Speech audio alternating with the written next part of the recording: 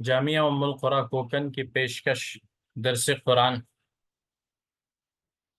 آج ہم انشاءاللہ سورۃ الاحزاب آیت نمبر 7 سے 15 تک پڑھیں گے۔ اعوذ باللہ من الشیطان الرجیم، بسم اللہ الرحمن الرحیم۔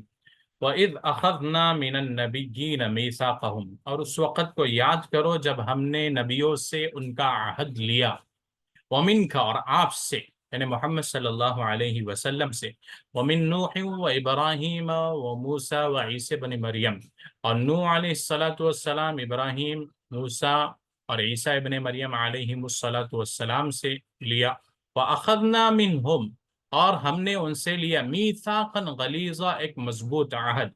اس میں خاص عہد کا تذکرہ کیا گیا ہے جو انبیاء علیہ السلام سے ازل میں اسی وقت لیا گیا جب تمام ارواح سے عہد الستو لیا گیا تھا۔ اب کیوں لیا گیا عہد؟ آیت نمبر 8 میں اس کا خلاصہ اور وضاحت ہے، لِيَسْأَلَ الصَّادِقِينَ عَنْ صِدْقِهِمْ، تاکہ سچوں سے ان کی سچائی کے بارے میں پوچھا جائے۔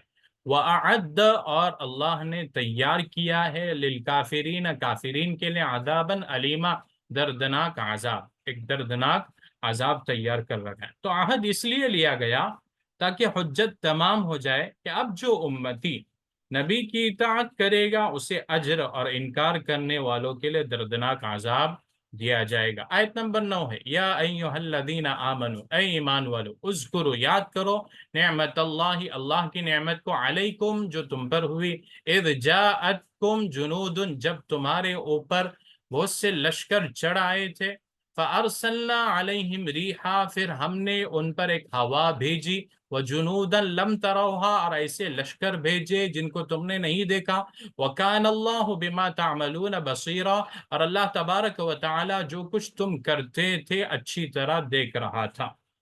غزوہ احزاب یا غزوہ خندق کا اس میں نقشہ کھینچا گیا ہے کہ اس وقت کو یاد کرو جب کافروں کے لشکروں نے مدینہ پر چڑھائی کی اور اندر سے یہودیوں اور منافقوں نے ان کی مدد کی، تو ہم نے ان پر تیز ہوا مسلط کی اور فرشتوں کا عظیم لشکر بھیجا جنہیں تم نے نہیں دیکھا، چنانچہ وہ لوگ سارے کے سارے بھاگ نکلے۔ آیت نمبر 10 ہے، اذ جاؤکم من فوقکم، اس وقت کو بھی یاد کرو جب وہ لوگ تمہارے اوپر سے، ومن اسفل منکم، اور تمہارے نیچے سے آ نکلے، تمہارے پر چڑھ آئے، وَإِذْ زَاغَتِ الْأَبْصَارُ وَبَلَغَتِ الْقُلُوبُ الْحَنَاجِرَ، وَإِذْ زَاغَتِ الْأَبْصَارُ، اور آنکھیں پترا گئی تھی، اور اس وقت کو یاد کرو جب آنکھیں پترا گئی تھی، وَبَلَغَتِ الْقُلُوبُ الْحَنَاجِرَ، اور مارے ڈر کے دل گلے کو آ پہنچے تھے، وَتَظُنُّونَ، اور تم گمان کرنے لگے تھے، باللہ، اللہ کے بارے میں، الظُّنُونَ، طرح طرح کے گمان۔ اب اس میں من فوقکم سے مراد مدینہ کی مشرقی جانب سے جو اونچی ہے، اور ومن اسفل منکم تو مدینہ کی مغربی جانب سے جو نیچے کی طرف ہے۔ اب وَإِذْ زَاغَتِ الْأَبْصَارُ، دہشت اور حیرت سے آنکھیں بننے لگی، وَبَلَغَتِ الْقُلُوبُ الْحَنَاجِرَ، اور خوف و ہراس سے دل دھڑکنے لگے تھے، ایسا معلوم ہونے لگا تھا دھڑکنے کی وجہ سے اور ہراس اور خوف کی وجہ سے کہ دل اپنی جگہ چھوڑ کر گلے کو آ پہنچے ہیں، اور لوگ طرح طرح کے اللہ کے بارے میں گمان کرنے لگے تھے۔ کمزور ایمان والے کچھ اور بول رہے تھے، اور ایمان والے جو پختہ تھے وہ سمجھ رہے تھے کہ اللہ کی طرف سے سخت ترین آزمائش ہے۔ آیت نمبر 11 ہے، ہنالک ابتلی المؤمنون، اس وقت مومنین کی، ایمان والوں کی آزمائش لی گئی، وزلزلوا زلزالا شدیدا، اور ان کو سخت جھنجھوڑ کر رکھ دیا گیا۔ اس غزوے میں اہل ایمان کا سخت امتحان لیا گیا، اور اسی امتحان سے مومن اور منافق کا فرق اور امتیاز ہو گیا کہ کون سچا ایمان والا ہے اور کون اپنے دل میں نفاق لیے پھرتا ہے۔ آیت نمبر 12 ہے، وَإِذْ يَقُولُ الْمُنَافِقُونَ، اور جب منافقین کہنے لگے، وَالَّذِينَ فِي قُلُوبِهِمْ مَرَضٌ، اور وہ لوگ کہنے لگے جن کے دل میں مرض تھا، شک تھا، نفاق کا بیماری تھی، ما وعدنا اللہ نے ہم سے وعدہ نہیں کیا، ورسولہ، اور اس کے رسول نے، اللہ اور اس کے رسول نے ہم سے وعدہ نہیں کیا، الا غرورا، مگر باطل دھوکے کا، اللہ اور اس کے رسول نے ہم سے تو دھوکے کا وعدہ کیا۔ منافقین اور وہ کمزور ایمان والے جن کے دلوں میں شک تھا، انہوں نے کہا اللہ اور اس کے رسول نے دشمنوں کے خلاف ہم سے جو فتح کا وعدہ کیا تھا وہ سراسر باطل تھا، جھوٹ تھا، دھوکہ دیا ہمیں۔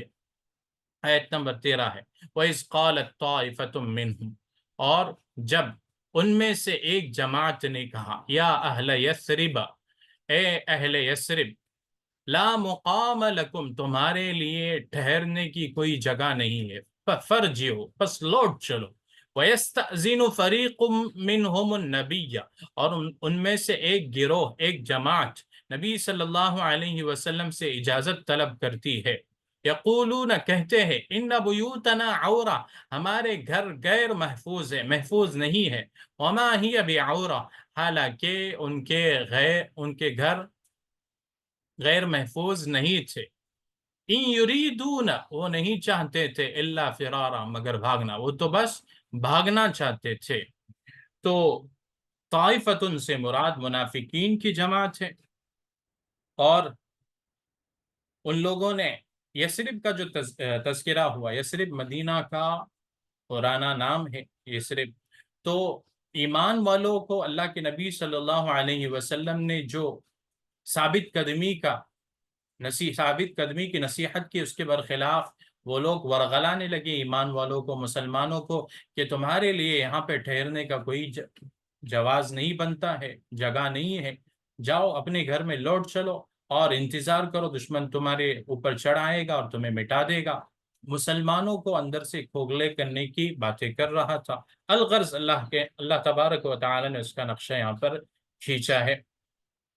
آیت نمبر 14، وَلَوْ دُخِلَتْ عَلَيْهِمْ مِنْ أَقْطَارِهَا، اور اگر وہ لوگ ان پر داخل کیے جاتے، من أقطارها، مدینہ کے اطراف سے، کناروں سے، ثم سئلوا الفتنة، پھر ان سے فتنے کا مطالبہ کیا جاتا، لآتوها، تو وہ لوگ اس کو کر دیتے، وما تلبسوا بها الا يسيرا، اور نہیں ٹھہرتے اس معاملے میں مگر تھوڑا۔